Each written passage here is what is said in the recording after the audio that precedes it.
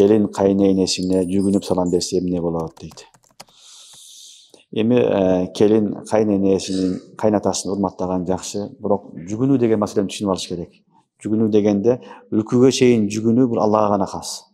Рүкү кылабыз го намазда. Бул бир гана Аллага. Рүкү, сажда бир гана Аллага. Алладан башка эч бир махлукка кылынбайт. Бетте ата-эне, устаз, машайыктар, уламалар, кайнене келинге башкага салам десе, жүгүнөм десе, бир аз жүгүнсө болот, ийинип койсо болот. Бир аз.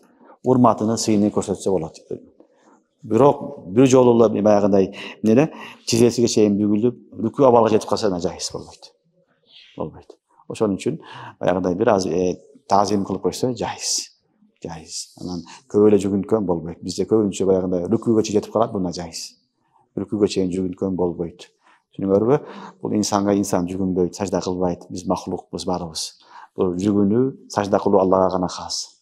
Түшүнүңөрбү? Андай кылганга болбойт. Бир аз өзүнүн сый урматын көрсөтүп койсо, бир аз башын ийип койсо жайыз, бирок бир жолу жүгүнкөн болбойт. Анан намахрамдардын астында келинди алып кирип жүгүткөн бул дагы туура эмес. Кээде намахрам адамдар болот, анын туугандары болбойт, алып келип жүгүнтө берет, ал да туура эмес.